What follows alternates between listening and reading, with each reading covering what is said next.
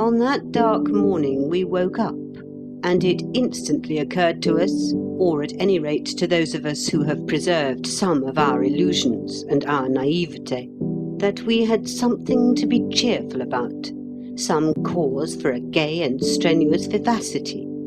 And then we remembered that it was New Year's Day, and there were those resolutions to put into force.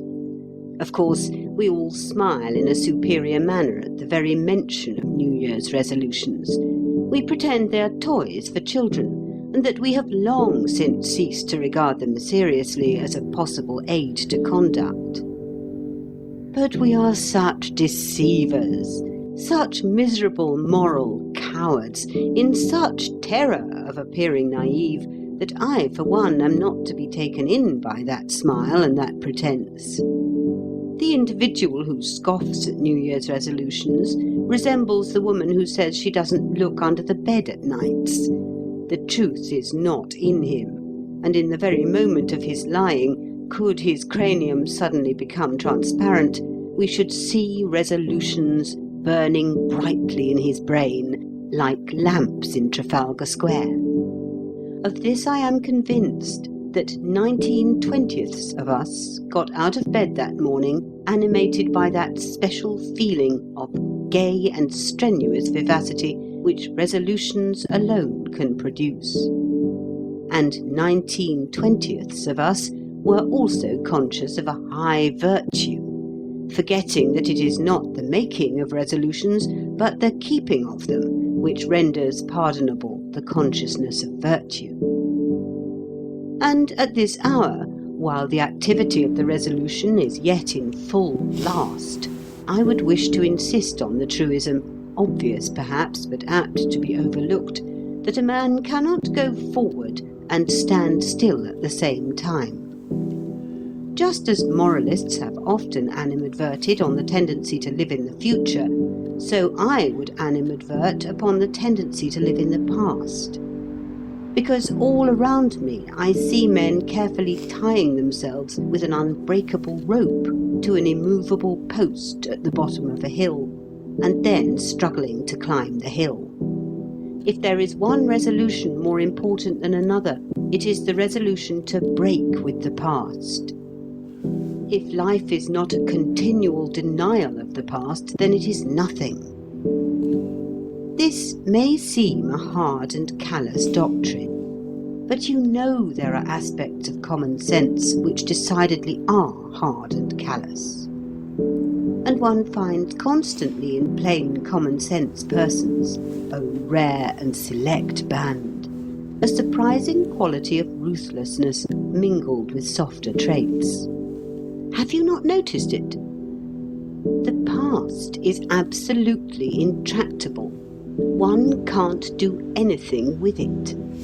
And an exaggerated attention to it is like an exaggerated attention to sepulchres, a sign of barbarism.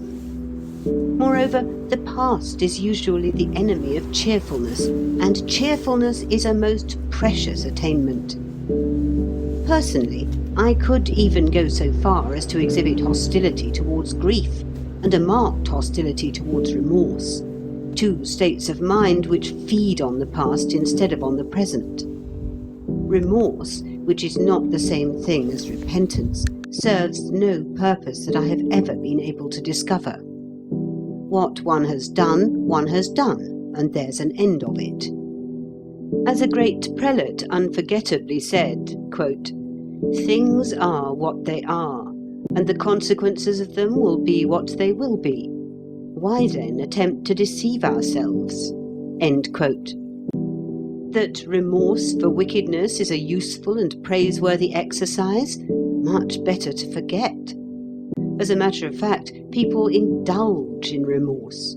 It is a somewhat vicious form of spiritual pleasure. Grief, of course, is different, and it must be handled with delicate consideration. Nevertheless, when I see, as one does see, a man or a woman dedicating existence to sorrow for the loss of a beloved creature, and the world tacitly applauding, my feeling is certainly inimical. To my idea, that man or woman is not honouring, but dishonouring the memory of the departed. Society suffers, the individual suffers, and no earthly or heavenly good is achieved. Grief is of the past. It mars the present. It is a form of indulgence, and it ought to be bridled much more than it often is. The human heart is so large that mere remembrance should not be allowed to tyrannize over every part of it. But cases of remorse and absorbing grief are comparatively rare. What is not rare is that misguided loyalty to the past which dominates the lives of so many of us. I do not speak of leading principles which are not likely to incommode us by changing. I speak of secondary yet still important things. We will not do so and so because we have never done it, as if that was a reason. Or we have always done so and so, therefore we must always do it, as if that was logic. This disposition to an irrational Toryism is curiously discoverable in advanced radicals, and it will show itself in the veriest trifles. I remember such a man whose wife objected to his form of hat. Not that I would call so crowning an affair as a hat a trifle. "My dear," he protested, "I have always worn this sort of hat. It may not suit me, but it is absolutely impossible for me to alter it now."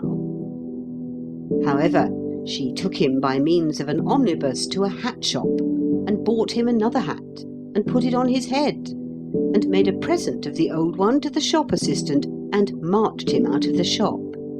"There," she said, "you see how impossible it is." This is a parable, and I will not insult your intelligence by applying it. The faculty that we chiefly need when we are in the resolution-making mood is the faculty of imagination.